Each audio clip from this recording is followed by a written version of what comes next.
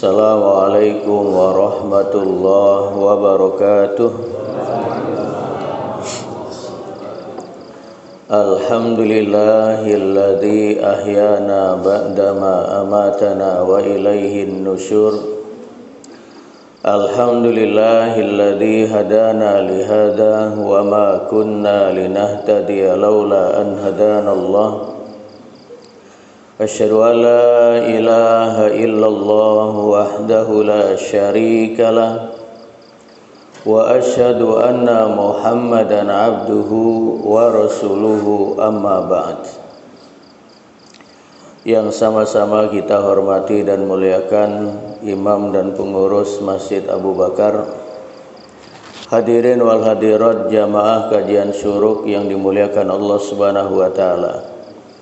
Kita memuji Allah Subhanahu wa taala atas segala karunia, nikmat, inayah, hidayah dan taufiknya, sehingga kita masih mendapatkan nikmat usia, yang dengan nikmat itu kita bisa menambah bekal perjalanan hidup kita bertemu Allah Subhanahu wa taala, yaitu bekal ilmu dan amal.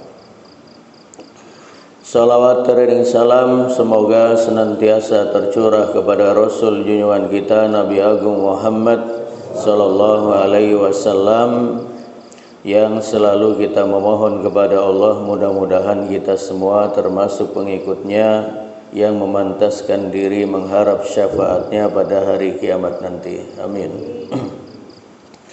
Jamaah sekalian, kita pada pagi ini akan menuntaskan tafsir surah Al-Muddathir dari ayat 38 sampai ayat 56. Kullu nafsim bima kasabat rahina.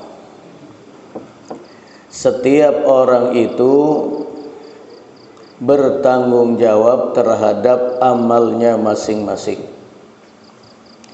Syekh Sulaiman Al-Asqar menyebutkan setiap orang itu tersandera dengan amalnya.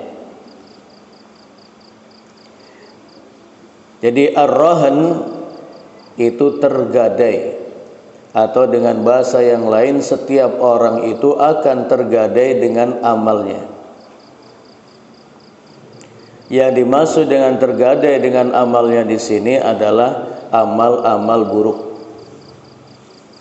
Artinya orang yang tidak memiliki bekal amal yang cukup, maka dia seperti tersandera, tergadai, sampai dirinya mampu melepaskan diri dari segala gantungan atau gadian itu, yaitu apabila amalnya sudah memadai. Illa ashabal yamin, yang tidak tergadai itu adalah kelompok kanan, yaitu al-mu'minun al-muttaqun, orang-orang yang beriman, orang-orang yang bertakwa. Karena bekal amalnya cukup, maka tidak ada lagi yang bisa menyanderanya untuk memasuki surga.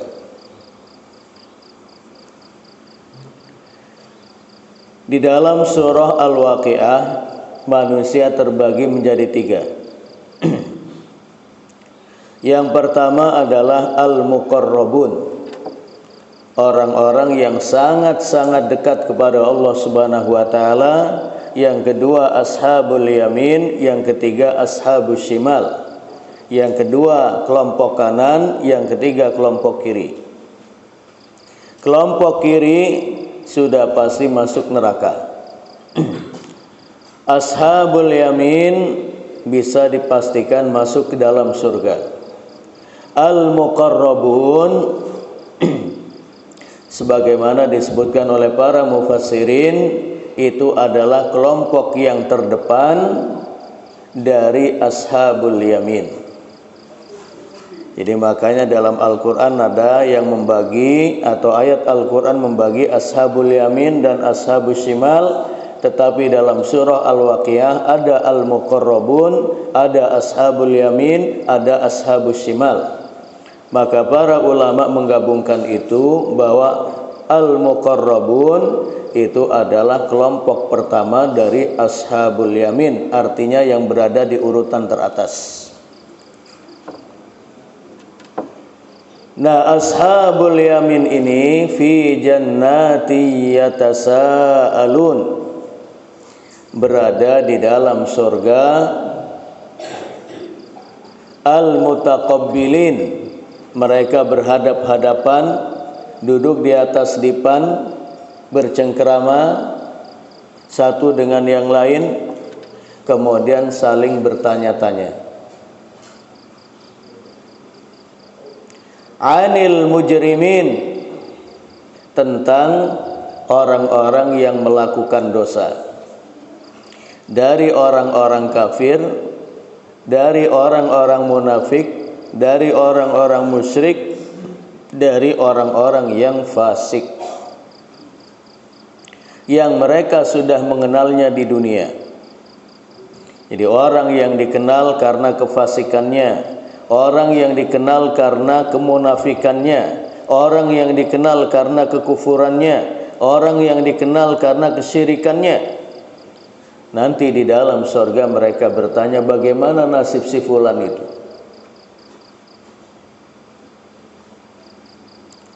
Kemudian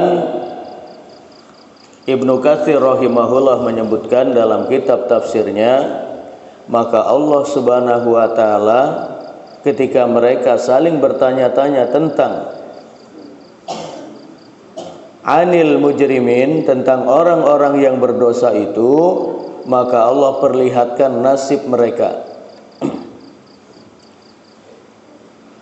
Mereka berada di dasar neraka dengan siksaan yang begitu berat, sehingga terjadilah dialog antara penghuni surga dengan penghuni neraka. Dan terkait dengan ini cukup banyak ayat yang menyebutkan ada dialog antara penghuni neraka dengan penghuni surga. Di antaranya adalah di dalam surah Al-A'raf. Al-A'raf ayat 45 sampai 50-an. Itu dialog antara penghuni surga dengan penghuni neraka. Termasuk dalam ayat ini, penghuni surga berkata, ma salakakum fi saqar. Setelah diperlihatkan kepada mereka bahwa orang-orang yang mereka kenal di dunia itu telah masuk ke dalam neraka saqar, mereka berkata, ma salakakum fi saqar. Apakah yang menyebabkan kalian masuk ke dalam neraka saqar? Dan sudah kita jelaskan sebelumnya bagaimana keadaan neraka saqar itu. Begitu dahsyatnya. Adapun bagi orang-orang yang beriman, diizinkan oleh Allah Subhanahu wa taala bisa berdialog dengan penghuni neraka, itu agar kesyukuran mereka bertambah karena mereka memasuki surga Allah yang seluas langit dan bumi. Adapun bagi orang-orang kafir, bagi orang-orang musyrik, bagi orang-orang munafik, bagi orang-orang fasik, bagi al-mujrimin, orang-orang yang penuh dengan lumuran dosa, itu sebagai siksaan batin. Karena kalau tidak ada dialog di antara mereka, mungkin siksaan mereka yang dirasakan sangat berat itu masih sedikit ringan, tetapi dengan melihat penghuni surga di atas mereka, itu menjadi tekanan batin yang lebih hebat bagi mereka. Dari dialog itu mereka berkata jujur, apa yang menyebabkan mereka masuk ke dalam neraka saqar? Ma salakakum fi saqar? Apa yang menyebabkan kalian masuk ke dalam neraka saqar? Qalu, mereka menjawab, lam naku minal musallin.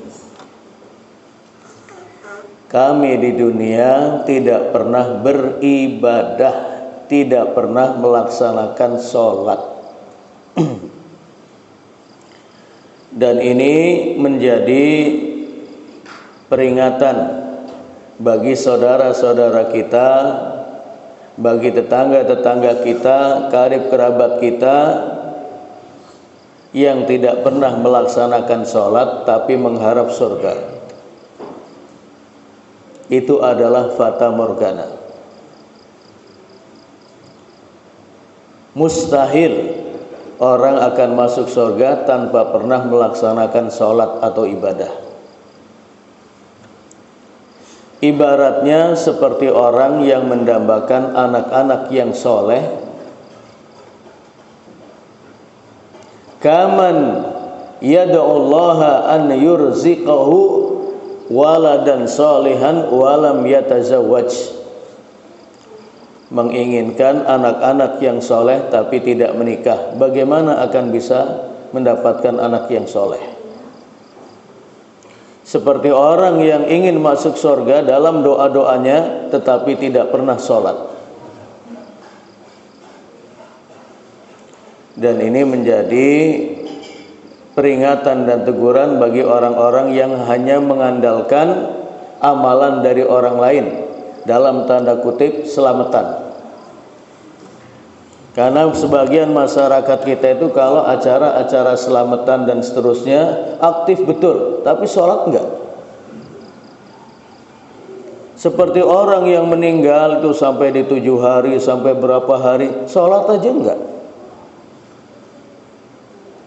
Dalam kehidupannya tidak pernah sholat, begitu masuk kubur malah diadani sama iqomahi. Ini yang disebutkan oleh Imam Ibnu Hajar al-Asqalani, hadis-hadis yang berbicara tentang adzan dan iqamah di kuburan itu hadisnya mungkar. Terlebih bagi orang yang dalam hidupnya saja tidak pernah sholat, gimana mau diajak sholat?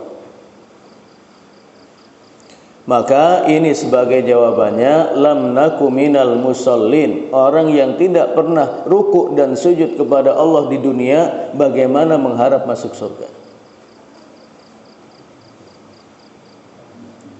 Walam naku nut'imul miskin. Dan kami tidak pernah memberi makan kepada orang miskin. Tidak pernah memberi makan kepada orang miskin dan orang-orang yang membutuhkan, termasuk saudara-saudara kita yang berada di pengungsian di Kabupaten Cianjur. Itu sangat mengharapkan uluran tangan dari kita. Walaupun selain sudah Allah takdirkan bencana itu ada, tetapi bencana itu akan datang juga karena ulah tangan manusia itu sendiri. Bahkan Rasulullah SAW menyebut dalam 2 hadisnya, ada 7 perbuatan yang akan mendatangkan azab Allah di dunia atau bencana. Di antaranya dalam hadis yang diriwayatkan oleh Imam Al-Hakim, Baihaqi dan Tabrani, Rasulullah SAW bersabda, "Idza dhahara zina war riba fi qaryatin." Apabila telah menyebar perzinaan dan riba di sebuah penduduk, di sebuah daerah, di sebuah desa, faqad ahallu alaihim adzaballah, berarti mereka telah menghalalkan datangnya azab Allah. Kemudian hadis yang kedua, di dalam riwayat Ahmad dan Abu Ya'la, Rasulullah bersabda, "Idza stahallat ummati khamsan fa alaihimud dammar."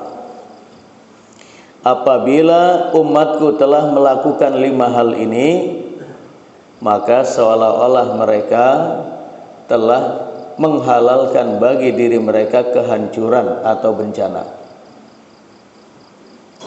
Yang pertama, idza dhaharat tala'un, apabila di antara manusia itu sudah terjadi saling melaknati, saling mengutuki, saling nyumpahi. Pemerintah menyumpahi rakyatnya, rakyatnya menyumpahi pemerintahannya. Seorang suami nyumpahi istrinya, istrinya melaknati suaminya. Orang tua melaknati anak-anaknya yang susah diatur, dan anak-anaknya nyumpahi orang tuanya. Tetangga nyumpahi kita, kita nyumpahi tetangga. Itu semua apabila sudah menyebar di sebuah daerah adalah mengundang datangnya azab Allah Subhanahu wa taala di dunia atau bencana. Kemudian yang kedua, wasyaribul khamra. Apabila khamr itu sudah menyebar di sebuah perkampungan, di sebuah daerah, apapun nama khamr dan jenisnya,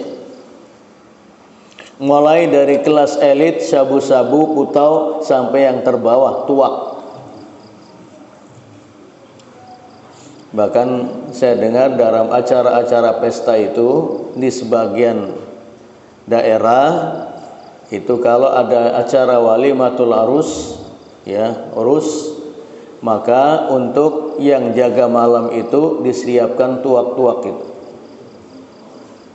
Ini dengan sadar mengundang datangnya azab.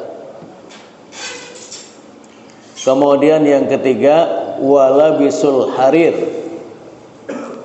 Walabisul harir. Ketika laki-laki sudah memakai pakaian sutra. Sutra bagi perempuan.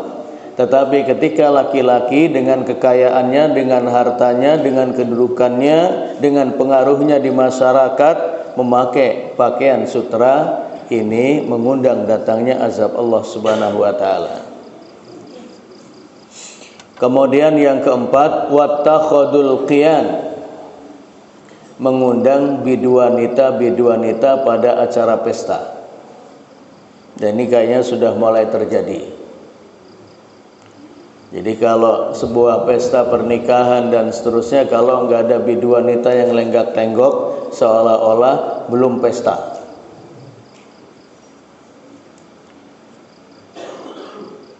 Bahkan saya sering melihat ada orang yang dari sisi pekerjaannya itu, ya maaf, masyarakat kecil lah, jualan bambu dan seterusnya. Tetapi informasi yang saya dengar, kalau ada acara walimatul arus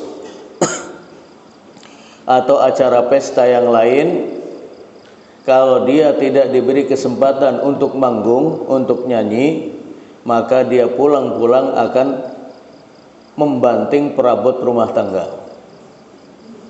Sehingga istrinya setiap kali ada tetangga-tetangganya yang mengadakan walimah, itu mendatangi keluarga itu, mohon suaminya diberi kesempatan untuk nyanyi. Karena kalau tidak, pasti dia pulang akan banting-banting piring gelas. Sampai begitu-gitunya. Kemudian yang kelima, waqtafar rijalu birrijal wan nisa'u bin nisa'. Laki-laki mencukupkan diri dengan laki-laki, artinya gay. Wan nisa'u bin nisa', perempuan mencukupkan diri dengan perempuan, artinya lesbi. Ketika LGBT itu sudah merambah di sebuah daerah, itu secara langsung mengundang datangnya bencana azab Allah di dunia. Azab Allah di dunia. Apalagi sekarang LGBT ini sudah luar biasa. Bahkan di pagelaran Piala Dunia itu timnas Jerman itu pada acara saat melakukan lagu kebangsaannya, itu mereka diam, tidak berkata-kata apapun sebagai ungkapan protes kepada Qatar, ya, Qatar yang tidak membolehkan LGBT. sebagai penyelenggara Piala Dunia, dan itu akan diikuti oleh Denmark. One Love. Nah itu. Jadi adanya LGBT, gay dan lesbi dan sejenisnya itu secara langsung akan mengundang datangnya azab Allah Subhanahu wa taala di dunia atau bencana. Pada saat Umar bin Khattab radhiyallahu anhu menjadi khalifatul mukminin, menjadi amirul mukminin, Madinah pernah disapa oleh gempa. Maka Umar mengatakan, hadhihi zilzalah, gempa ini bima kasabat aidikum, karena ulah tangan kalian semua. Kalau kalian tidak berhenti dari melakukan dosa dan kerusakan, maka kamilah yang akan keluar dari Madinah. Padahal Madinatul Munawwarah bukan daerah gempa, tapi disapu oleh gempa. Itu karena ulah tangan manusia. Zaharal fasadu fil barri wal bahri bima kasabat aydin nas. Ar-Rum ayat 41. Telah tampak kerusakan di darat dan di lautan karena ulah tangan manusia itu sendiri. Dan informasi yang sampai ke kami bahwa di daerah Cianjur itu banyak orang-orang yang menjual agamanya alias murtad, bahkan hampir 50%. Itu semua adalah sebagai peringatan agar kita kembali kepada Allah Subhanahu wa taala, kembali kepada agama yang hak. Di samping memang bencana itu adalah ujian bagi orang-orang yang beriman. Ya, terkait dengan ini, misi kemanusiaan agar kita tidak termasuk orang-orang yang calon penghuni neraka sakor, agar kita memberikan apa yang kita mampu untuk maslahat mereka. Karena mereka dalam hal ini termasuk orang-orang miskin. Bagaimana tidak? Jadi akibat gempa Cianjur itu, TV One kemarin mengabarkan sudah ada 361 yang meninggal. Itu yang sudah ditemukan jenazahnya. Kemudian yang terluka itu sampai 2043. Yang mengungsi itu 61.098. Bukan jumlah yang kecil. Maka dengan adanya musibah dan bencana, agar kita kembali kepada Allah Subhanahu wa taala dan agar terhindar dari segala kepongahan, keangkuhan dan kesombongan diri. Karena kata Ibnul Qayyim, laula mihanu dunya wa masaibuha la asabal abdu min adawatil kibr wal ujub wal farainah wa qaswatil qalb ma huwa sababu halakihi ajilan wa ajilan. Ajilan wa ajilan. Kalau bukan karena musibah atau bencana yang melanda seorang hamba, maka seorang hamba itu akan diliputi oleh rasa sombong, rasa ujub, rasa angkuh, dan kekerasan hati. Tapi dengan adanya bencana itu, manusia sadar bahwa manusia itu lemah. Tidak perlu ada yang dibanggakan. Rumah yang dibangun sekian lama dengan mewah, dengan apa, dengan adanya gempa hanya hitungan detik hancur. Agar manusia sadar bahwa mereka terhindar dari segala kekotoran hati dan batin.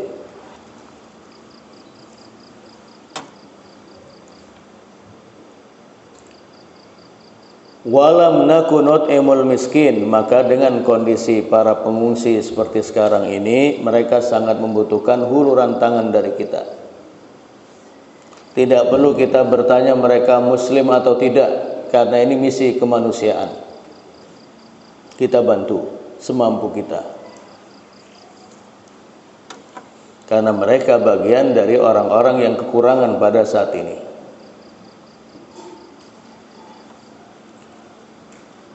Wa kunna nakhudu ma'al khaidin.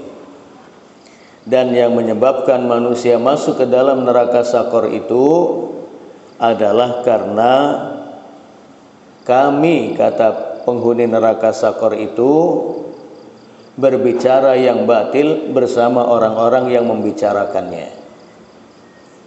Termasuk dalam perkataan batil itu adalah mengolok-olok agama, mempermainkan ajaran agama. Ya, di kita kan ada saja, ada bencana yang menimpa Cianjur, malah anggota DPR pusat tertawa-tawa. Ini merupakan bagian dari ini. Kemudian kita mempermainkan ajaran-ajaran agama. Kita masih ingat misalnya dulu ada Dono Kasino yang memang komedian lah, lucu. Ada yang bercanda tetapi sebenarnya tidak boleh bercanda demikian. Wah, ketika Dono dan Kasino di dalam kubur, malaikat dikelitiki enggak ya? Itu terkait dengan persoalan agama, persoalan akidah, kita enggak boleh bermain-main. Tidak boleh bermain-main. Apalagi satu ungkapan misalnya yang sering juga kita dengar, enggak apa-apa amalan saya kurang, saya masuk neraka dulu biar ketemu artis-artis di dalam neraka. Artis kalau sudah terbakar untuk apa? Bertemu fan di neraka, sudah terbakar seluruhnya. Wa kunna nukadzibu biyaumiddin. Dan dulu ketika kami di dunia, kata penghuni neraka Sakor, karena kami mendustakan hari kebangkitan. Mendustakan, tidak mengimani adanya hari kiamat, tidak mengimani adanya fitnah kubur, tidak mengimani nikmat dan siksa kubur, tidak mengimani padang mahsyar, tidak mengimani bahwa manusia akan mendapatkan kitab catatan amal, tidak mengimani adanya penghisaban amal, tidak mengimani adanya hari ditimbangnya amal, tidak mengimani adanya as-sirat, jembatan yang terbentang di atas neraka jahanam. Itu tidak diimani. Hatta atanal yaqin, sampai datang kepada kami keyakinan. Al-yaqin dalam ayat ini maksudnya adalah al-maut, kematian. Artinya kami tidak mengimani adanya hari kebangkitan, adanya hari kiamat sampai kami meninggal dunia. Seperti dalam surah Al-Hijr ayat 99, wa'bud rabbaka hatta ya'tiyakal yaqin. Beribadahlah kepada Tuhanmu sampai datangnya keyakinan, yaitu kematian. Nah, ketika kondisinya seperti ini, tidak sholat, tidak memberikan makan kepada orang-orang miskin, selalu bergaul dengan orang-orang yang mengucapkan kata-kata yang batil, memperolok-olok agama, kemudian berbicara dengan kata-kata yang tidak mengandung manfaat, kemudian tidak mengimani adanya hari pembalasan, hari kiamat, padang mahsyar dan seterusnya. Fama tanfa'uhum syafa'atus syafi'in. Tidaklah bermanfaat kepada mereka orang-orang yang layak memberikan syafaat. Jadi syafaat itu akan diperoleh ya dari orang-orang yang beriman, apalagi dari Rasulullah, dari orang-orang yang beriman, termasuk dari amal-amal kita. Tetapi bagi orang-orang yang tidak ibadah, orang-orang yang tidak memberikan makan orang-orang miskin, kemudian bergaul dengan orang-orang yang berkata batil, kemudian tidak mengimani adanya hari kebangkitan, maka tidak ada lagi orang yang bisa memberikan syafaat di akhirat. Fama lahum 'anit tadhkirati mu'ridin, bagaimana mereka bisa lari dari peringatan Allah Subhanahu wa taala, yaitu Al-Qur'an.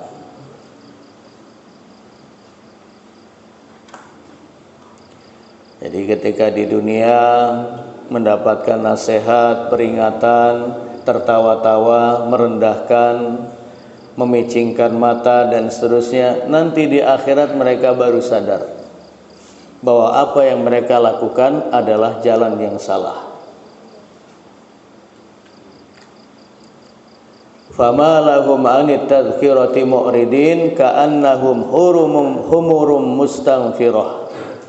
Mereka diibaratkan seperti keledai yang terkejut berlari kencang. Farrat min qaswarah, lari karena melihat singa yang besar. Jadi qaswarah itu secara asal adalah bahasa Habasyi yang berarti asad atau singa, yang itu dipakai oleh masyarakat Arab. Jadi orang-orang kafir, orang-orang yang mujrimin, orang-orang yang banyak dosa, ketika mendapatkan peringatan Allah, dibacakan Al-Quran kepada mereka, dibacakan hadis-hadis kepada mereka, diberikan nasihat kepada mereka, mu'ridin, mereka berpaling, bahkan lari dari nasihat itu, dari peringatan Al-Quran itu, sebagaimana keledai yang lari dari kejaran singa. Bal yuridu kullu mri'im minhum ayyu'ta suhufan munasyarah. Bahkan setiap orang dari mereka itu menginginkan lembaran-lembaran yang terbuka. Apa maksudnya? Sebagaimana disebutkan oleh Syekh Jalaluddin As-Suyuti, demikian pula oleh Ibnu Katsir dalam tafsirnya, maksudnya adalah mereka tidak mau beriman sampai datang kepada mereka wahyu seperti yang diturunkan kepada para nabi dan rasul. Wa qalu lan nu'mina laka hatta tanzila alaina kitaban naqra'uh. Kami tidak akan beriman kepadamu ya Muhammad sampai diturunkan kepada kami kitab atau wahyu yang kami membacanya. Dan ini sebenarnya hanya sebagai argumentasi kosong, sebagai tabrir, sebagai alasan mereka tidak beriman sampai datang wahyu kepada mereka. Sehingga Allah menyebut kalla balla yakhafunal akhirah, sekali-kali tidak. Itu semua disebabkan karena mereka tidak takut kepada kampung akhirat. Kalla balla yakhafunal akhirah. Mereka tidak merasa khawatir dengan masa depannya di akhirat. Itu yang menyebabkan mereka tidak ibadah, mereka tidak empati dengan orang-orang miskin, simpati dengan mereka, kemudian berkata-kata kotor, berkata-kata culas, bohong dan sejenisnya, kata-kata yang batil, tidak mengimani adanya hari kiamat dan seterusnya. Itu karena mereka tidak takut dengan masa depan mereka di akhirat. Karena setelah di sana semua orang yandam, semua orang akan menyesal dengan apa yang sudah diperbuatnya di dunia. Bagi orang-orang yang beriman juga menyesal kenapa ketika di dunia dulu tidak lebih maksimal lagi beramal. Apalagi bagi orang-orang yang tidak memiliki amal soleh. Kalla innahu tadhkirah. Sekali-kali tidak, bahwa sesungguhnya dia yaitu Al-Quran adalah sebagai pemberi peringatan. ya, sebagai pemberi peringatan. Namun peringatan dalam Al-Quran tidak diindahkan bagi orang-orang yang tidak memiliki iman, sebagaimana pengikut-pengikut Fir'aun. Allah sebut di dalam surah Al-A'raf ayat 133, karena kekufuran mereka maka Allah hadirkan beragam azab di dunia, tetapi membuat mereka sombong dan tidak juga mau beriman. Fa arsalna alaihimut tufan, kami kirim kepada mereka, Fir'aun dan bala tentaranya, at-tufan, banjir yang hebat, banjir bandang yang menenggelamkan rumah-rumah mereka. Selain itu, setelah surut, Allah hadirkan wal jarada, Allah hadirkan belalang-belalang yang besar, sehingga dengan kehadiran belalang-belalang yang besar itu membuat atap-atap rumah mereka menjadi bocor, hancur. Kemudian pintu-pintu rumah juga digerogoti sampai habis, tetapi tidak membuat mereka beriman. Wal kummala, kemudian setelah masanya belalang-belalang hilang, Allah hadirkan kummal, kutu.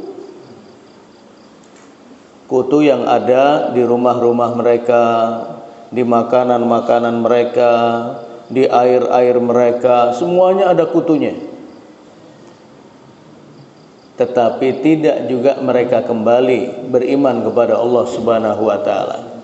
Maka setelah itu Allah hadirkan yang berikutnya, wad-dofadi, katak atau kodok. Jadi tidaklah di piring-piring, di gelas-gelas, di bejana-bejana, di perabot rumah tangga mereka, kecuali berisi kodok. Kemudian di tempat-tempat tidur mereka, di dinding-dinding rumah mereka, itu isinya kodok. Dan itu bukan persoalan yang mudah. Kalau kodok 1-2 itu bagi masyarakat Chinese yang non-muslim itu menjadi santapan yang lezat. Tetapi kalau di mana-mana sudah kodok, ngeri. Tetapi tidak juga mereka beriman. Waddama, kemudian Allah kirim kepada mereka darah. Jadi air yang mereka minum dari sungai Nil dan sumur-sumur yang mereka gali, pada saat mereka akan minum dan masak, berubah menjadi warna darah merah. Itu juga tidak membuat mereka beriman. Itulah peringatan dari Al-Quran. Maka kisah-kisah dalam Al-Quran itu menjadi peringatan dan pelajaran bagi orang-orang yang beriman, dan peringatan bagi orang-orang kafir sampai berakhirnya kehidupan dunia ini, sampai datangnya hari kiamat. Fastakbaru, dengan datangnya azab-azab itu tidak mereka beriman, malah mereka sombong. Wa kanu qaumam mujrimin, dan mereka betul-betul orang yang durhaka. Kalla innahu tadhkirah faman syaa'a dzakarah. Al-Quran itu sebagai peringatan, sebagai pemberi nasihat bagi orang-orang yang ingin kembali kepada Allah Subhanahu wa taala, bagi orang-orang yang ingin menambah kesolehan, bagi orang-orang yang ingin memperbaiki diri dengan iman. Wa ma yadhkuruna illa ayyasha Allah, dan tidak ada yang bisa mengambil pelajaran dari Al-Quran ini kecuali orang-orang yang dikehendaki Allah Subhanahu wa taala. Huwa ahlut taqwa wa ahlul maghfirah, dan dialah Allah zat yang layak mendapatkan penghambaan dari hambanya, ibadah dari hambanya, ketakwaan dari hambanya, wa ahlul maghfirah, dan zat yang paling berhak untuk memberikan ampunan.